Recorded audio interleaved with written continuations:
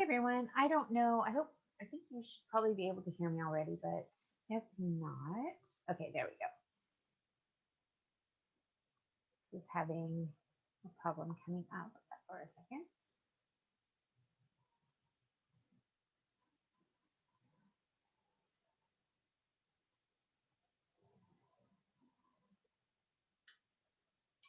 Hmm.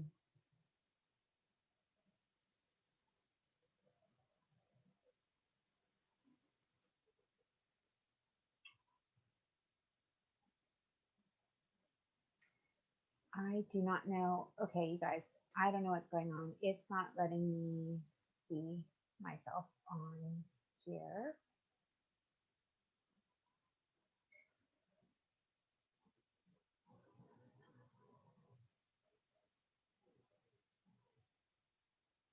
Okay, there we go. Can you hear me? I sound a little muffled. I don't know if it's me or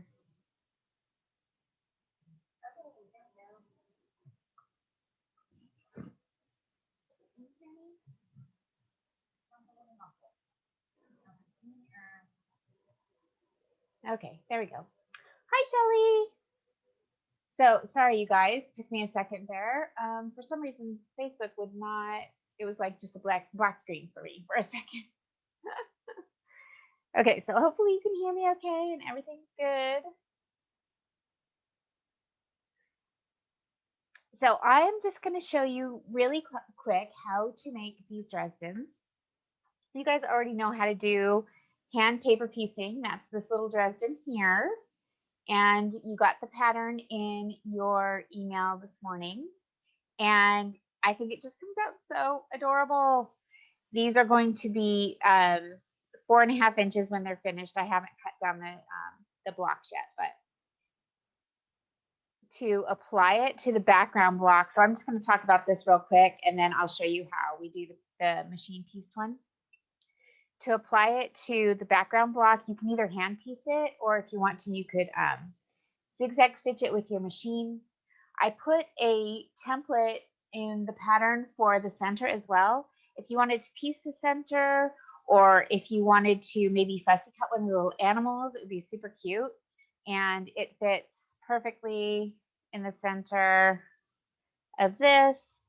And of course, you wouldn't have to do anything to that circle. You could just leave it just as it is and then applique this over the top, and that would hold it down, and you wouldn't have to like turn it or applique it down by itself. You could just maybe use a little bit of fabric glue just to hold it there while you're sewing the Dresden on.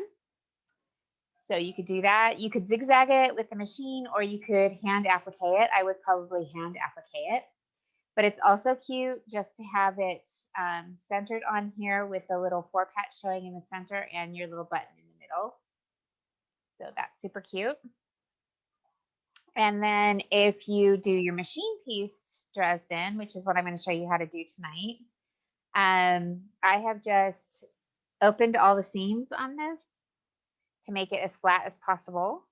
And again, with this, you could zigzag it, or you could use a hem stitch, however you want to piece that onto your block, and then you would just trim your block. I had you make the blocks a little bit bigger so that any kind of applique wonkiness that you get from sewing your applique down, you just trim the edges off and square it up. So that makes it a lot easier to square up. Hi, Barry. How are you? Hi, Kathy. Hi, Sally. Hi, Anne. Okay, so well, and also because I'm turning away every time I look at you guys, I'm probably getting muted as I'm talking to you. But anyway, so I just wanted to show you how to easily cut your pieces for your Dresden and how to machine piece them. So I just took 2 pieces, something with good contrast so that you'll be able to see the pieces when they're pieced. And I cut these 2¼ inches. And I'm just going to stack them on top of each other. And what I've done is I've cut out this is the template piece. So you see I cut it out of old cardstock. And I taped it to the edge of my ruler. And just make sure that you tape one of the angled sides to the edge of your ruler. And this is 2¼ inches. And so what we're going to do is use it to cut our pieces, so we don't have to use the paper template. You don't have to hand cut it. Hi, Shelly. And yeah, blanket stitch would be great, Kathy. So what you do is just line up that bottom edge, which is straight, and your top edge will line up as well. And so to start out, we're going to flip this around because we're going to be cutting on this edge. So we're just lining up that straight edge on the bottom of your template and making sure that there's enough to cover the whole template. And then we'll cut it.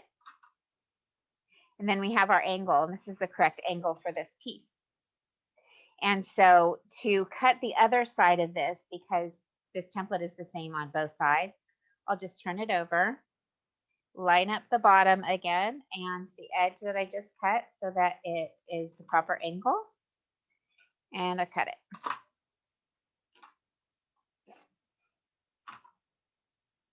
And sometimes I flip it around a few times before I figure out which direction I need to go. See, if I put it like this, I can't cut it because it's on this side where the ruler is. So I have to think about which way. Now, which way does this go? So what you can do is flip it over this direction. And what you're just going to do is just keep flipping it back and forth until you have cut all your pieces. We're just going to cut 3 pieces this time because, well, I'll cut 4 because we've got them stacked up. So I might as well just go ahead and cut 4. I'll make another Dresden later. But I'm just going to show you how to make 1/4 of the block just so you get the idea because it's put together in quarters. So here's our 2 pieces that I just cut. Well, it's 4 pieces altogether. And it'll go like this. Take all these other pieces and get rid of them for a minute. So I'll throw them over my shoulder like Eleanor Burns, right? She throws them over, get rid of those pieces, right? So what you're going to do is take your little Dresdens and you will fold them in half and put your raw edges together at the top. And what we're going to do is sew 1/4 inch on the top of each of these 3 pieces.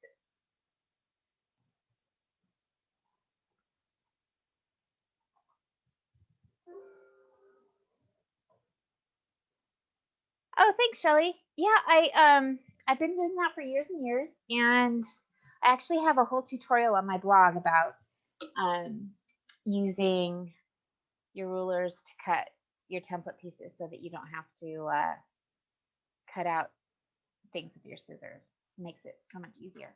Okay, so what we're going to do is we're going to start on the cut side, not on the folded side. And we are going to sew these at 1/4 inch. And I'm going to backstitch just like 1 or 2 stitches. I don't normally do that when I'm quilting, but I do that on Dresdens just because I think it makes it a little nicer. They don't fall apart as easy that way.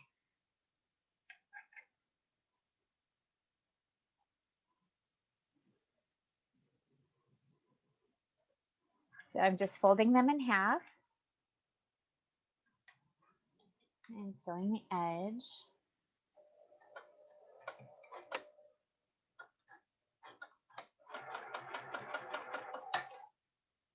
Oops, my finger slid off.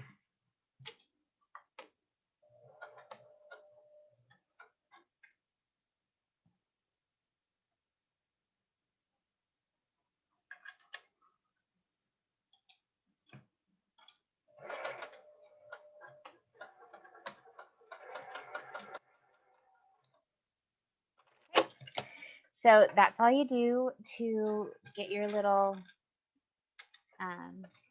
Dresden blades. And what you'll do is open the seam allowance with your fingers and just flip that inside out. And you can use, like, I usually use a chopstick or something to get that nice and pointy there on the end. So I'll take that over in a second to my ironing board and use my chopstick and flip that nicely so it's nice and pointy. See? And because these are so small, like normally I like to iron to the side, but because these are so small, I do iron my seams open because they lay flatter that way.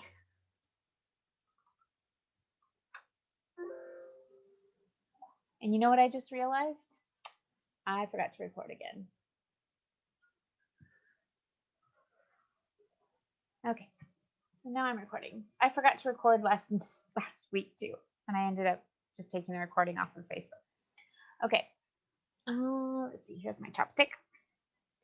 So just carefully poke out those corners. You don't want to go too hard because otherwise you'll end up poking a hole.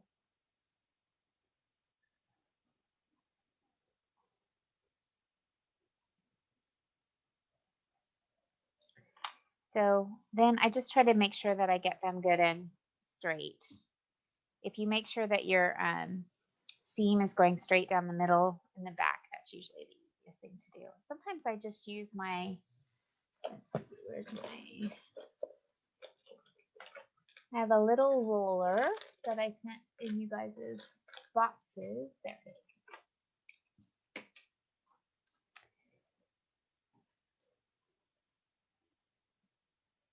It works really good. Seam roller. But I'm going to use the iron too.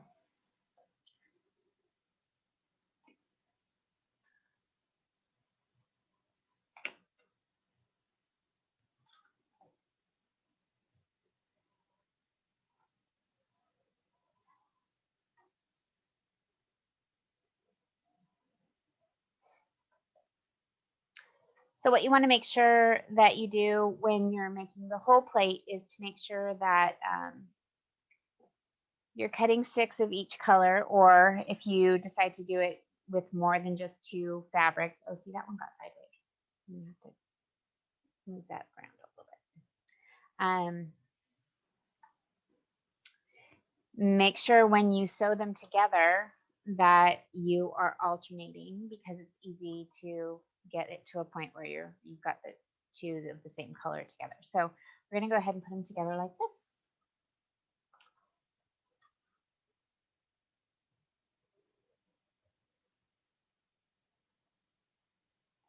Oh, that's a good idea, Sally.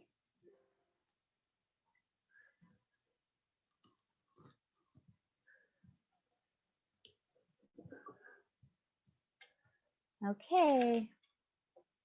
So now what I'm going to do is put my 2 pieces together, and I match up the points at the top, and I try to match up the bottom. This one's off by just an equal tiny bit at the bottom.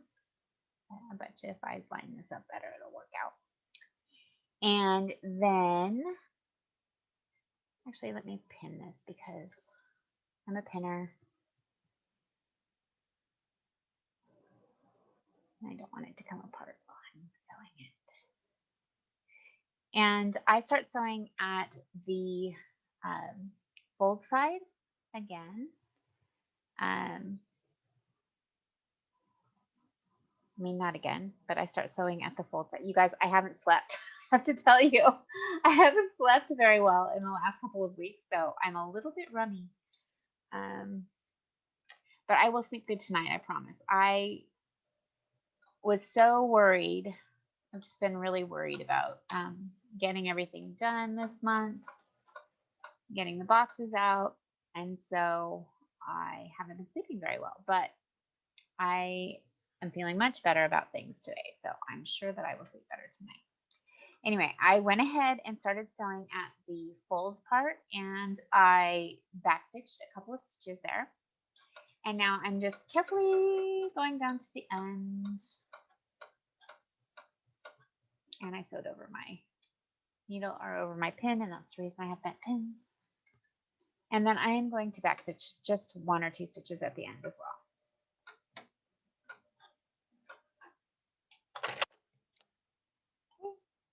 And because these seams are not going to cross, I'm going to go ahead and sew this other piece on. They cross a little bit at the bottom, but not too much, so I don't think it'll hurt anything at all.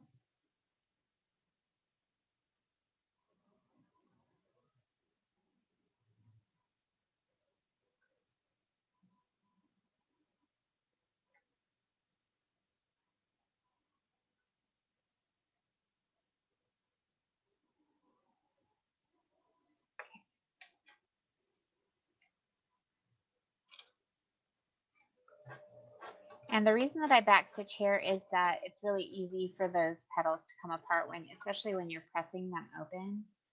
So I like to backstitch so they don't come apart.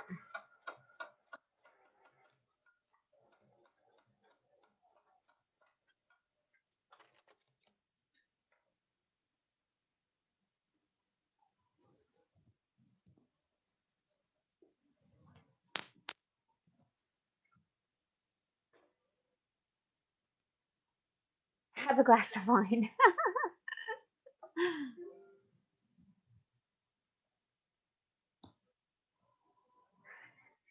Okay, so they came out really cute. You can see. And so what I do is I make 4 quarters, and then I sew the quarters. I sew 2 of them together, and then I sew the half together, and that seems to come out pretty well.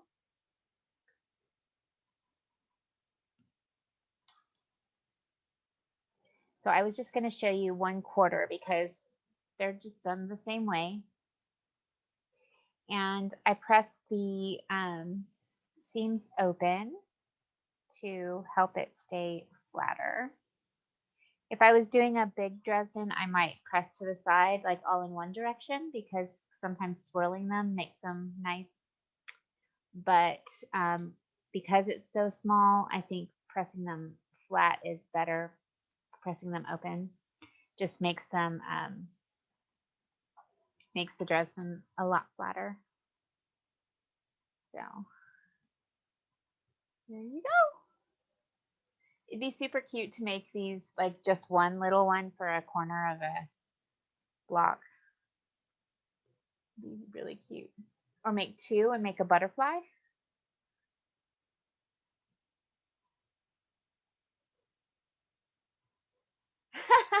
Sally.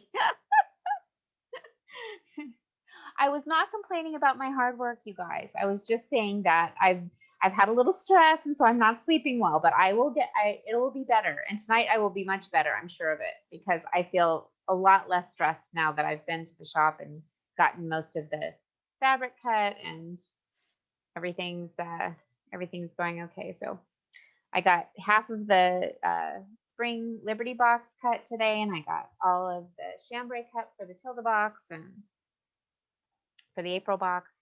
So this would be so cute with a little fussy cut animal in the center of it. Wouldn't it be cute? Now I'm having second thoughts. I might have to put a little fussy cut animal in that. And the other thing is, when I took this out, I had it. Do you guys know that the diamond pincushion, the little pyramid shaped pincushion that Tilda did? I put this on top of it, and it looked really cute. Like it had a little skirt on, and I thought, oh, wouldn't it be so cute to use that as like a little, I don't know, you could make like a little flower pincushion or some kind of something. But anyway, so you guys have this pattern in your emails. Aw, thank you, Kathy. I love you guys too so much. And so yeah, so just go to town and have fun with it. And like I said, this one can be made totally by machine, no problem. This one only took me, I sewed the whole thing by hand. It only took me like less than an hour. So if you don't mind doing handwork, I think it came out really, really cute. So hey, Shelly, so this would be your inside, your center circle, and you wouldn't have to do anything to the outside because it's completely covered by the paper piece part. So all you would do is just maybe use a little fabric glue. You could use like a little interfacing if you wanted to keep it flat if you thought that you needed to. And then put that just in the center and use your little paper piece block or your little paper piece ring and put it around it. And because it covers all the edges and it's already turned under from when you paper pieced it, you would just applique it down and it would cover all the raw edges. So you wouldn't need to do anything to that center circle at all. What does the middle of this one look like? It looks like that. And it looks even better when you put a button in it. That's the whole point of the button, right?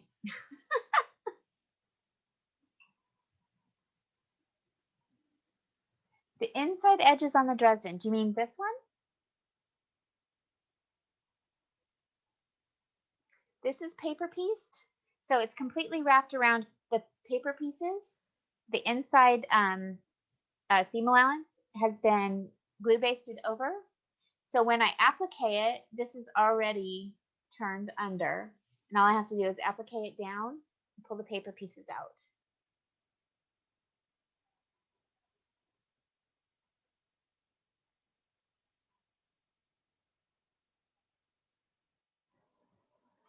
I'm going to hold it close so you can see. So all of the seam allowances have been flipped over the paper. And then you just applique it down and you pull the paper out. It's because it's been pressed and wrapped around and sewn, it stays really well, and you can take the paper out before you applique the outside part. Oh yeah, it's paper piece. Thank you, ladies. I hope you have a wonderful night. I hope you're having a good Passover, Shelly. Happy Easter to everyone. Since I'm not going to see you on Thursday, we don't have that Thursday meeting until next week. But I love you guys. I hope you have a wonderful week, holidays on all sides. And I will see you next Tuesday. Thanks, Kim. I will try to sleep well. Thanks, ladies. See you later. Bye-bye.